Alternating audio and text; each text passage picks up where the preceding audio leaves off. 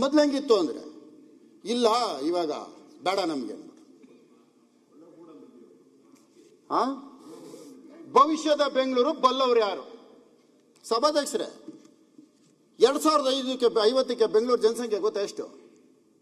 ಬೆಂಗಳೂರು ನಗರ ಅನಿಸ್ಕೊಳ್ಳೋ ಜನಸಂಖ್ಯೆ 1900ರಲ್ಲಿ 1,70,000 ಇದ್ದಿದ್ದು 1900 Victoria hospital ಕಟ್ಟಿದಾಗ ಬೆಂಗಳೂರು ಜನಸಂಖ್ಯೆ 1,70,000. ಇದು ಅಥೆಂಟಿಕ್ ಡಾಕ್ಯುಮೆಂಟ್ ನಾನು ಮಾತಾಡ್ತಾ ಇರೋದು. 2050ಕ್ಕೆ 3.5 ಕೋಟಿ ಬೆಂಗಳೂರು ಜನಸಂಖ್ಯೆ. 2050ಕ್ಕೆ ಗೊತ್ತಾ ಸಭಾಧ್ಯಕ್ಷರೇ? ನಾವೆಲ್ಲಿದ್ದೀವಿ? ಅದು ಮುಗಿಸಿ ಮುನ್ರತ್ನವ್ರೆ, ಇರಿ ಸಭಾಧ್ಯಕ್ಷರೇ, ಕಂಕ್ಲೂಡ್ ಮಾಡಿ. ಇಲ್ಲ ಕಂಕ್ಲೂಡ್, ಈಗ ಮಾತಾಡ್ಬೋದು, ಕಂಕ್ಲೂಡ್ ಮಾಡಿ. ಇಲ್ಲ, ಅಬಕಾರಿ ಇಲಾಖೆ ಭ್ರಷ್ಟಾಚಾರ. ಇರೋಣ ಮುಗಿಸ್ಬಿಡ್ತೀರಾ ಅಧ್ಯಕ್ಷರೇ? ಅವರು ಮುನಿಯವರು ವ್ಯಾಲಿಡ್ 2 ಪಾಯಿಂಟ್ ಹೇಳಿದ್ದಾರೆ. ಮುಖ್ಯಮಂತ್ರಿಗಳು ಇರೋದ್ರಿಂದ ಹೇಳ್ತಾ ಇದ್ದೀನಿ.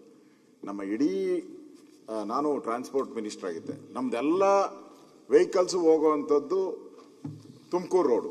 70%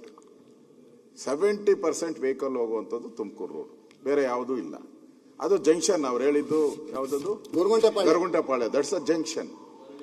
ಮುಂದೆ ಇವತ್ತೇ ನಾವೆಲ್ಲ ಅದೇ ಇದರಲ್ಲಿ ಬರುತ್ತೆ. ನೀವು ಶನಿವಾರ ಭಾನುವಾರ ಎಲ್ಲ ಹೋಗ್ಬಿಟ್ಟು ವಾಪಸ್ ಬರ್ತಾರೆ. ಸೋಮವಾರ ಬೆಳಗ್ಗೆ ನಿಮ್ಗೆ ಅಲ್ಲಿ ಆಗೋದೇ ಇಲ್ಲ, ಸಾಧ್ಯನೇ ಇಲ್ಲ ಬರೋಕ್ಕೆ, ಒಳಕ್ಕೆ ಬರೋಕ್ಕಾಗಲ್ಲ. ತಿರ್ಗಾ ಭಾನುವಾರ ಸಾಯಂಕಾಲ ನಾನೇ ಬರ್ತೀನಿ. ಎಲ್ಲ ಟೂರ್ ಹೋಗಿ ಬಂದಾಗ ಅಲ್ಲಿ ಬರೋಕ್ಕೆ ಆಗಲ್ಲ. ನಾನು 1 ಅವರ್ ನಿಲ್ಸ್ಕೊತೀನಿ ಅಲ್ಲಿ. ಆ ಫ್ಲೇವರ್ ಇದ್ರೂ ನಿಲ್ಸ್ಕೊತೀನಿ.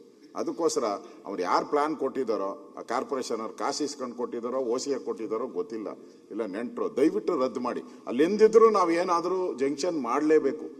ನಮ್ಮ ಸರ್ಕಾರ ಇದ್ದಾಗ ಪ್ಲಾನ್ ಮಾಡಿದ್ರಿ, ಆಗಲಿಲ್ಲ. ಅದನ್ನ ರೆಡಿ ಇದೆ ಪ್ಲಾನ್ ಎಲ್ಲ. ದಯವಿಟ್ಟು ಅವ್ರು ಯಾರು ಪ್ಲಾನ್ ಸ್ಯಾಂಕ್ಷನ್ ಕೊಟ್ಟಿದ್ರು, ಒಂದ್ಸರಿ ನೀವು ಅಲ್ಲಿ ಮಲ್ಟಿ ಸ್ಟೋರು ಬಿಲ್ಡಿಂಗ್ ಕಟ್ಬಿಟ್ರೆ ಮುಗೀತು. ನಾವು ಹೊಡೆಯೋಕ್ಕೆ ಆಗೋದೇ ಇಲ್ಲ. ಈಗ ಖಾಲಿ ಇದೆ. ಅದು ಒಂದಲ್ಲ ಒಂದಿನ ನಮ್ಗೆ ಬೇಕೇ ಬೇಕು. ಇವತ್ತು ಅರ್ಜೆಂಟಾಗೂ ನಮ್ಗೆ ಅವಶ್ಯಕತೆ ಇದೆ. ದಯವಿಟ್ಟು ಮುಖ್ಯಮಂತ್ರಿಗಳಿಗೆ ನಾವು ವಿನಂತಿ ಮಾಡ್ತೀನಿ, ಅದು ಜಂಕ್ಷನ್ ಪಾಯಿಂಟು ಅದು ಭಾಳ ಇಂಪಾರ್ಟೆಂಟ್ ಇದೆ. ದಯವಿಟ್ಟು ಅದನ್ನು ಮುನಿ ಹೇಳಿರೋ ವ್ಯಾಲಿಡ್ ಪಾಯಿಂಟ್ ಇದೆ ಅದು, ಮತ್ತು ಆ ಸ್ಕೂಲ್ ಇದಕ್ಕೆ ಗ್ರಾಂಟ್ ಮಾಡಿರೋದು ಮೆಟ್ರೋ ಪಕ್ಕದಲ್ಲಿ, ಇವೆರಡನ್ನೂ ಕೂಡ ಗಮನದಲ್ಲಿ ಇಟ್ಕೊಂಡು ತಾವು ಉತ್ತರ ಕೊಡೋ ಹೋಗಿ ಹೇಳಿದ್ರೆ ಒಳ್ಳೆಯದು.